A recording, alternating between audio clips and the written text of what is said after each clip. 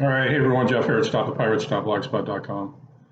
You know, it's really perplexing to me when you listen to people in the alternative media talk about what a group of criminals, this our so-called government, is, what they're doing to us, the lockdowns, the shutdowns of the businesses, you know,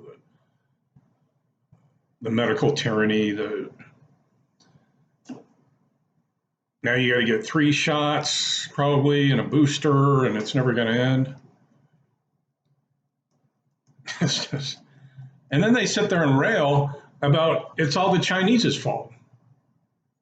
And the Chinese are trying to take over America. So the American government, I guess, or they're in league with the Chinese. And from my perspective, the enemy of my enemy is my friend. What do I care if the Chinese rule this slave plantation or somebody? We're going to get killed anyway, probably pretty quickly. According to their numbers, 85% of the population of the United States will be dead by 2025. So,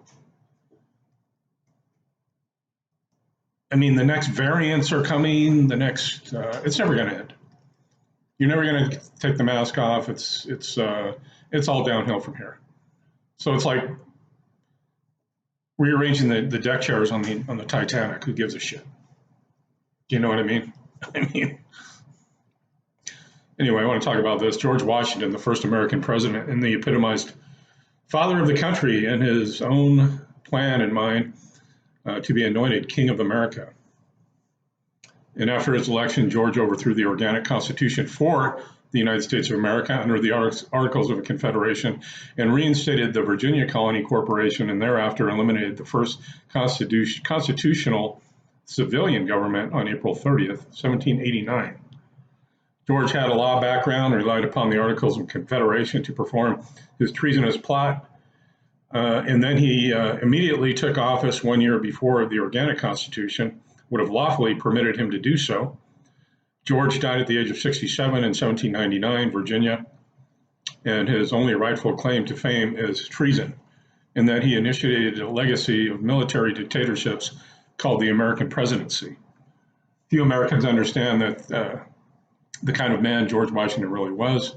It's highly doubtful George ever told the truth. George is a hero. I mean, come on, the guy was a politician.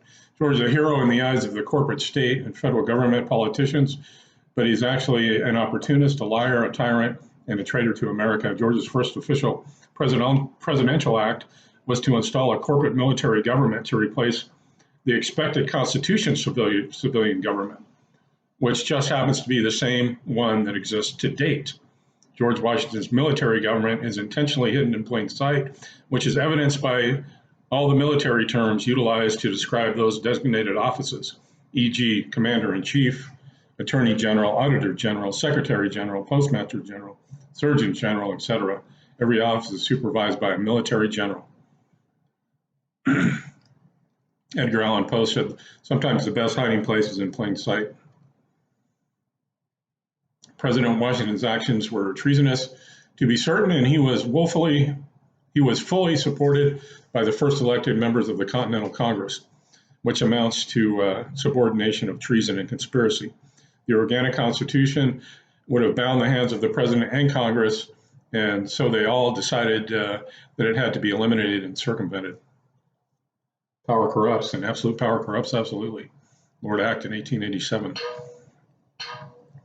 George Washington also established the first Masonic Lodge in America with the intent of mustering the support of the influential colonial families to declare him America's king. And to his chagrin, his plan failed miserably because he could not secure the influence or support he required. These influential people were already faithful to King George and the new Rothschild royal family, and Washington is very lucky that he wasn't assassinated.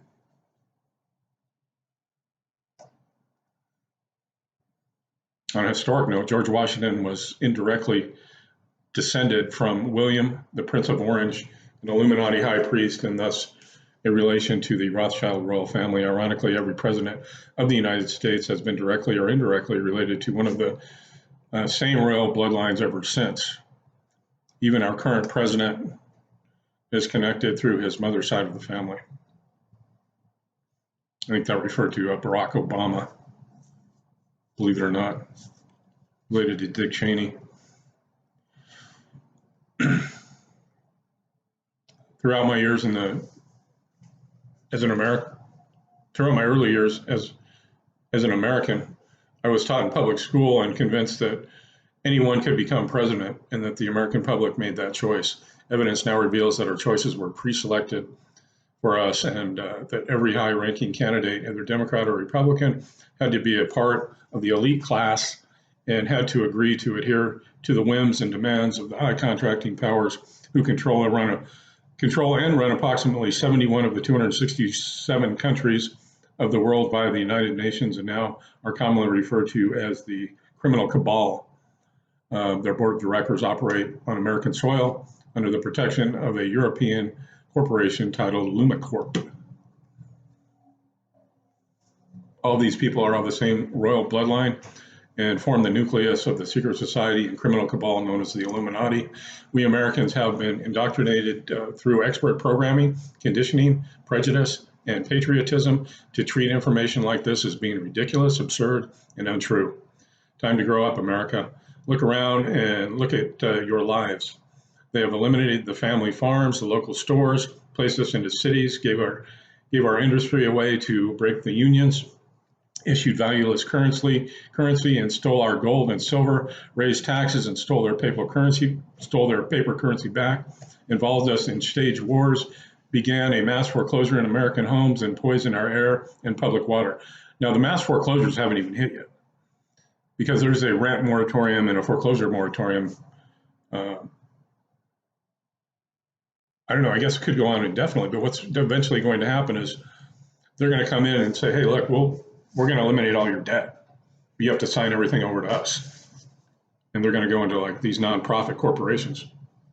And you're going to have to pay rent every month or go to the local labor farm and do some kind of community service to pay for it. And you'll be given about 1,500 calories worth of dog food to survive on. See, they're printing so much money, and we have to pay it. I mean, the Americans have to pay it all back. So that means like 100% tax, and what that's called is communism. And it's going to get real, and people are going to die. Like today, 50,000 people signed up for unemployment benefits, and it's like that every week. And they say, oh, it's good because last week it was only 850, and now it's coming down. So that's a good thing. And they know statistically, every percentage of unemployed people means that a certain amount of people with death will die from that. They've done the actuaries. I mean, little kids are committing suicide en masse from not being able to play with their friends or go to school wearing a mask.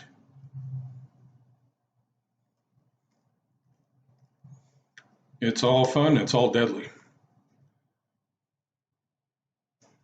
And it's all this. In 1863, after the Civil War, the Lieber Code was adopted, as well as General Orders number 100. This is really fascinating stuff if you get into it, because it's all there.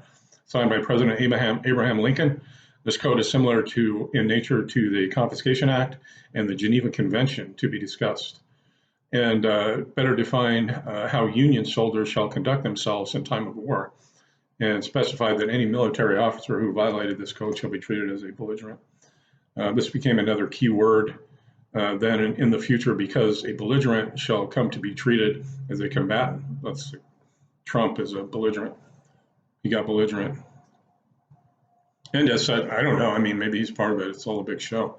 Subject to the Confiscation Act and the loss of his liberty and all he owns. This is exactly what happens to defendants in America's courts of justice, or rather America's military courts.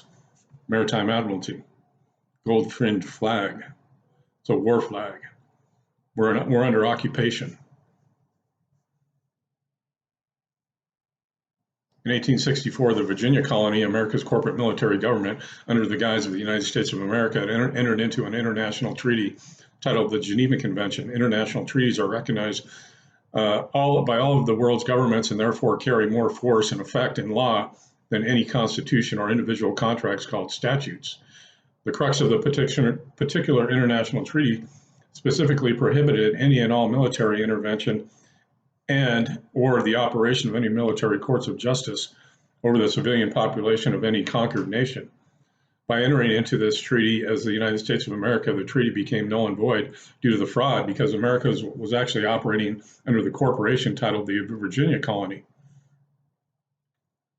Factually, Americans are a conquered people, conquered by the European royal and elite and by their own federal and state governments with the stroke of a pen and the expert use of legalese, deception, patriotism, propaganda, fear, and intimidation. Hence, the proof of the old phrase coined by Sir Edward Bulwer Lytton is in his 1839 play about papal conspiracy, beneath the rule of man entirely great, the pen is mightier than the sword. Lincoln's declaration of war under the War Powers Clause of Article 1, Clause 8 of the Constitution has yearly and secretly been renewed by the Congress and all past presidents, but for different reasons. The renewed declaration of war specifies that the private corporation of the U.S. government is at war with America and its people and defines the American public as the enemy of the state. Now you know why the president and Congress continue to screw us over and constantly lie to the American public. It's a war, people. That's all it is. And to sit here and try and appease these people and trying to go along with them, maybe we can, vote in a good guy. I mean, you see what happens. The mention of the Constitution by this corporate government is only done to appease the ear of the American people. The Congress, judges, and bar lawyers laugh at Americans who claim protections under the Constitution, and they label them as constitutionalists. I mean, it's so obvious, man. They have this group called the Oath Keepers. It just makes me laugh. Idiots. Still, the politicians and the media continue to pacify us by telling the American people that we are a free nation and a nation of laws protected by Constitution. It's all bullshit. It sounds safe and comforting. That is what the bulk of society really cares about, being safe and comfortable, because we equate our safety and pleasure with freedom.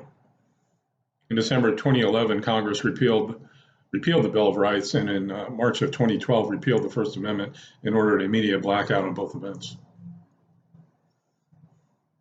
So how safe do you feel now?